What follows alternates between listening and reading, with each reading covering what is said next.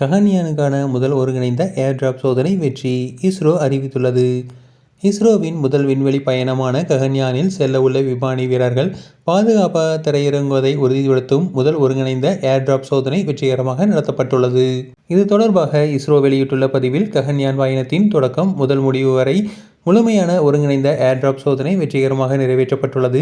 இஸ்ரோ, இந்திய விமானப்படை, DRDO, இந்திய கடற்படை, இந்திய கடலோர காவல் படை ஆகியவற்றின் கூட்டு முயற்சியின் கீழ் இந்த சோதனை மேற்கொள்ளப்பட்டது.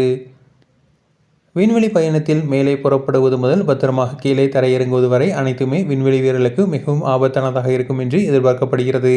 கீழே இறங்கும் போது உரிய நேரத்தில் பாராசூட் விரிவடைந்து விண்வெளி வீரர்களை அது பத்திரமாக தரையிறக்க வேண்டும்.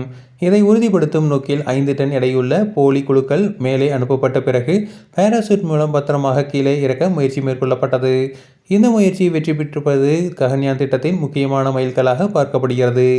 இதனிடையே ககன்யானில் பங்கேற்க உள்ள group captain Shubhanshu Shukla, group captain BB Nair, group captain Ajit Krishnan, group captain Angad Pratap ஆகியோரை பாதுகாப்பு அமைச்சர் ராஜ்நாத் சிங் பாராட்டி கௌரவித்தார்.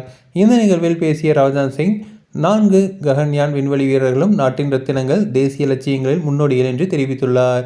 இந்திய விண்வெளியை ஆராய்ச்சிக்காக ஒரு துறையாக மட்டும் பார்க்கவில்லை, நாளைய பொருளாதாரம், பாதுகாப்பு, எரிசக்தி, ஒட்டுமொத்த மனிதகுலத்தின் எதிர்காலம் என அனைத்துமாக இந்தியா பார்க்கிறது. பூமியின் மேற்பரப்பை தாண்டி விண்வெளியில் புதிய எல்லைக்குள் நாம் சீராக முன்னேறி வருகிறோம். சந்திரனிலிருந்து செவ்வாய் வரை நாம் இருப்பையும் ஆய்வுகளையும் நாம் ஏற்கனவே விரிவுபடுத்தியுள்ளோம். இப்போது ககன்யான் போன்ற திட்டங்களுக்கு நாடு முழுவதுமாக தயாராக உள்ளது என்று தெரிவித்துள்ளார். இந்த சாதனை வெறும் தொழில்நுட்ப மைல்கல் மட்டுமல்ல, தற்சார்பு பாரதத்தின் ஒரு புதிய அத்தியாயம். உலகின் முன்னணி விண்வெளி சக்திகளில் ஒன்றாக இந்தியா பெருமையுடன் உயர்ந்து நிற்கிறது. இந்தியாவின் விண்வெளி திட்டம், ஆய்வகங்கள், ஏவுதள வாகனங்கள் மற்றும் நின்றுவிடவில்லை.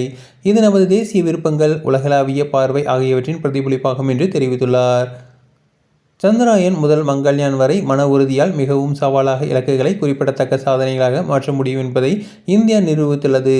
குரூப் கேப்டன் சுபன்சு சுக்லாவின் வெற்றிகரமான விண்வெளி பயணம் அசாதாரணமான சாதனை. இது வெறும் தொழில்நுட்ப சாதனை மட்டுமல்ல, நம்பிக்கை மற்றும் அரும்படிப்பின் செய்தி என்று தெரிவித்துள்ளார்.